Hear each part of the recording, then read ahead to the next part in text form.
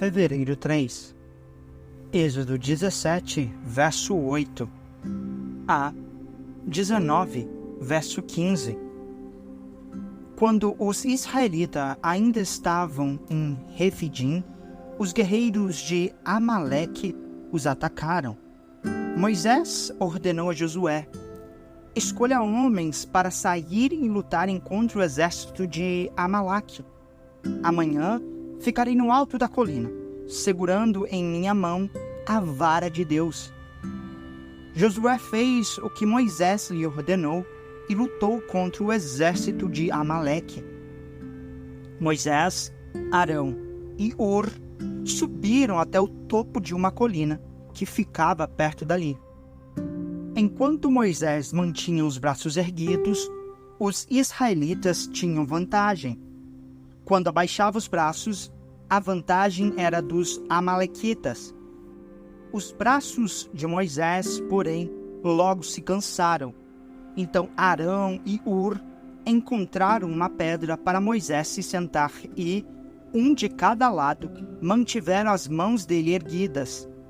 Assim, as mãos permaneceram firmes até o pôr do sol. Como resultado, Josué aniquilou o exército de Amaleque na batalha. Então o Senhor disse a Moisés: escreva isto em um rolo como lembrança permanente e leia-o em voz alta para Josué. Apagarei toda e qualquer recordação de Amaleque de debaixo do céu. Moisés construiu um altar ali e o chamou de Javé-Nissi. E disse: uma mão foi erguida perante o trono do Senhor, de geração em geração. O Senhor guerreará contra os amalequitas. Jetro, sogro de Moisés e sacerdote de Midian, soube de tudo que Deus havia feito por Moisés e seu povo, os israelitas, e de como o Senhor os havia tirado do Egito. Moisés tinha mandado Zípora, sua mulher, e seus 2 filhos de volta para a casa de Jetro, que os escolheu. O primeiro filho de Moisés chamava Gerson, pois, quando o menino nasceu, Moisés disse: sou forasteiro em terra alheia. O segundo filho se chamava Eliezer, pois Moisés disse: o Deus de meus antepassados foi meu ajudador e me livrou da espada de Faraó. Jetro, sogro de Moisés, foi visitá-lo no deserto, levando consigo a mulher e os 2 filhos de Moisés. Quando chegaram, Moisés e o povo estavam acampados perto do monte de Deus. Jetro havia mandado um recado a Moisés, dizendo: eu, seu sogro Jetro, estou indo vê-lo com sua esposa e seus 2 filhos. Então Moisés saiu ao encontro de seu sogro, curvou-se-o e beijou. Depois de perguntarem um ao outro se estavam bem, entraram na tenda de Moisés. Ele contou ao sogro tudo o que o Senhor havia feito ao Faraó e aos egípcios em favor de Israel. Contou também dos apuros que tinham passado ao longo do caminho e de como o Senhor os tinha livrado de todas as dificuldades. Jetro se alegrou imensamente ao ouvir tudo de bom que o Senhor havia feito por Israel ao libertar o povo das mãos dos egípcios. Louvado seja o Senhor, disse Jetro. Ele os libertou da mão dos egípcios e do Faraó. Agora sei que o Senhor é maior que todos os outros deuses, pois libertou seu povo da opressão dos arrogantes egípcios. Em seguida, Jetro, sogro de Moisés, ofereceu um holocausto e outros sacrifícios a Deus. Arão e os líderes de Israel vieram e, na presença de Deus, participaram com ele da refeição. No dia seguinte, Moisés sentou-se para resolver problemas que surgiram entre os israelitas. O povo esperou diante dele em pé, desde a manhã até a tarde. Quando o sogro de Moisés viu tudo o que ele tentava fazer pelo povo, perguntou: o que você está fazendo com este povo? Por que você se senta sozinho para julgar e os obriga a ficarem de pé diante de você o dia inteiro? Moisés respondeu: o povo me procura para conhecer as decisões de Deus. Quando surge algum problema, eles me procuram e eu resolvo a questão entre as partes em conflito. Informo o povo sobre os decretos de Deus e transmito suas instruções. O que você está fazendo não é bom, disse o sogro de Moisés. Você ficará esgotado e deixará o povo exausto. É um trabalho pesado demais para uma pessoa só. Agora ouça-me e escute meu conselho. E Deus esteja com você. Continue a ser representante do povo diante de Deus, apresentando-lhe as questões trazidas pelo povo. Ensine a eles os decretos e as instruções de Deus. Mostre aos israelitas como devem viver e o que devem fazer. No entanto, escolha dentre todo o povo homens capazes e honestos que temem a Deus e odeiam o suborno. Nomeie-os líderes de grupos de 1.000, 100, 50 e 10 pessoas. Eles deverão estar sempre disponíveis para resolver os problemas cotidianos do povo e só lhe trarão os casos mais difíceis. Deixe que os líderes decidam as questões mais simples por conta própria. Eles dividirão com você o peso da responsabilidade e facilitarão seu trabalho. Se você seguir esse conselho e se Deus assim lhe ordenar, poderá suportar as pressões e todo este povo voltará para casa em paz. Moisés aceitou o conselho do sogro e seguiu todas as suas recomendações. Escolheu homens capazes dentre todo o povo de Israel e os nomeou líderes de grupos de 1.000, 100, 50 e 10 pessoas. Os homens ficavam à disposição para resolver os problemas cotidianos do povo.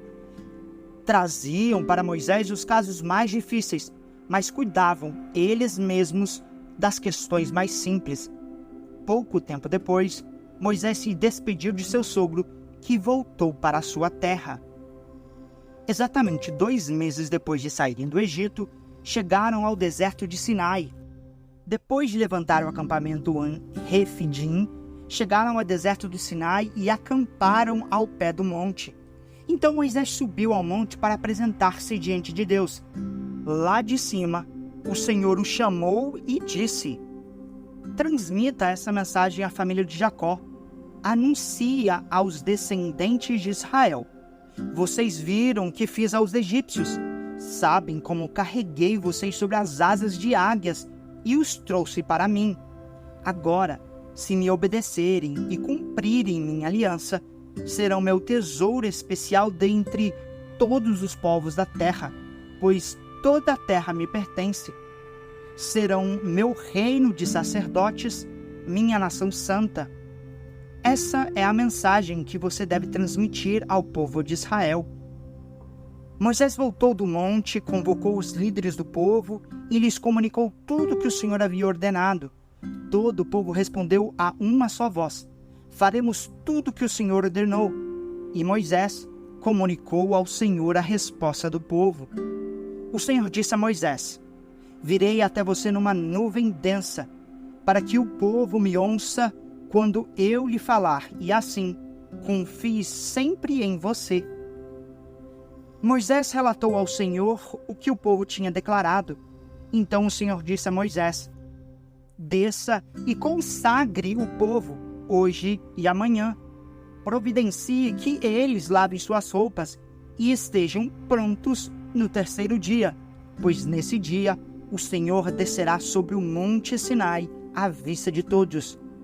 Marque um limite ao redor de todo o monte e avise o povo: tenham cuidado, não subam ao monte, nem mesmo toquem o limite. Quem tocar o monte certamente será morto. Ninguém põe a mão na pessoa ou no animal que ultrapassar o limite. Antes, apedreje-o ou atravesse-o com flechas. Quem cruzar o limite não poderá continuar a viver. Mas, quando soar o toque longo da trombeta, o povo poderá subir ao monte. Moisés desceu do monte e foi até onde o povo estava.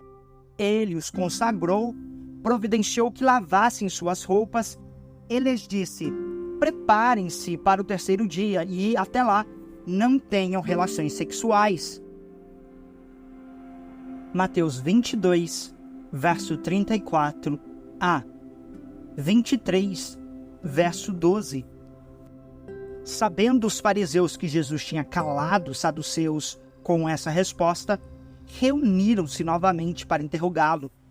Um deles, especialista na lei, tentou apanhá-lo numa armadilha com a seguinte pergunta: Mestre, qual é o mandamento mais importante da lei de Moisés?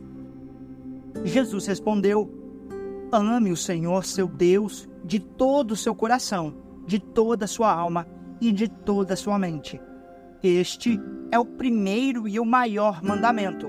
O segundo é igualmente importante: ame o seu próximo como a si mesmo. Toda a lei e todas as exigências dos profetas se baseiam nesses dois mandamentos.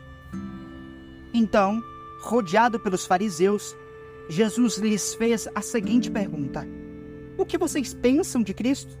De quem ele é filho? Eles responderam: é filho de Davi. Jesus perguntou: então por que Davi, falando por meio do Espírito, chama o Cristo de meu Senhor? Pois Davi disse: o Senhor disse ao meu Senhor: sente-se no lugar de honra à minha direita, até que eu humilhe seus inimigos debaixo de seus pés. Portanto, se Davi chamou o Cristo de meu Senhor, como ele pode ser filho de Davi? Ninguém conseguiu responder, e depois disso, não se atreveram a lhe fazer mais perguntas. Então Jesus disse às multidões e aos seus discípulos: os mestres da lei e os fariseus ocuparam o lugar de intérpretes oficiais da lei de Moisés. Portanto, pratiquem tudo o que eles dizem e obedeçam-lhes, mas não sigam seu exemplo, pois eles não fazem o que ensinam. Oprimem as pessoas com exigências insuportáveis e não movem um dedo sequer para aliviar seus fardos. Tudo o que fazem é para se exibir. Usam nos braços filactérios mais largos que de costumes e vestem mantos com franjas mais longas. Gostam de sentar-se à cabeceira da mesa nos banquetes e de ocupar os lugares de honra nas sinagogas. Gostam de receber saudações respeitosas enquanto andam pelas praças e de ser chamados de Rabi. Não deixem que pessoa alguma os chame de Rabi, pois vocês têm somente um mestre, e todos vocês são irmãos. Não se dirijam a pessoa alguma aqui na terra como pai, pois somente Deus no céu é seu pai. Não deixem que pessoa alguma o chame de mestre, pois vocês têm somente um mestre, o Cristo. O mais importante entre vocês deve ser servo dos outros, pois os que se exaltam serão humilhados, e os que se humilham serão exaltados. Salmos 27, versos 7 a 14. Ouve minha oração, ó Senhor, tem compaixão e responde-me. Meu coração ouviu tua voz dizer: venha e entre na minha presença. E meu coração respondeu: Senhor, eu irei. Não voltes as costas para mim. Em tua ira não rejeites teu servo. Sempre fostes meu auxílio. Não me deixes agora, não me abandones. Ó Deus de minha salvação, mesmo que meu pai e minha mãe me abandonem, o Senhor me acolherá. Ensina-me a viver, Senhor, guia-me pelo caminho certo, pois meus inimigos estão à minha espera. Não permitas que eu caia nas mãos deles, pois me acusam de coisas que nunca fiz e me ameaçam, respirando violência. Ainda assim, confio que verei a bondade do Senhor enquanto estiver aqui, na terra dos vivos. Espere pelo Senhor e seja valente e corajoso. Sim, espere pelo Senhor. Provérbios 6, versos 27 a 35. Pode um homem carregar fogo junto ao peito sem que a roupa se queime? Pode alguém caminhar sobre as brasas sem que os pés se queimem? Assim acontece com quem dorme com a mulher do outro. Aquele que a toca não ficará sem castigo.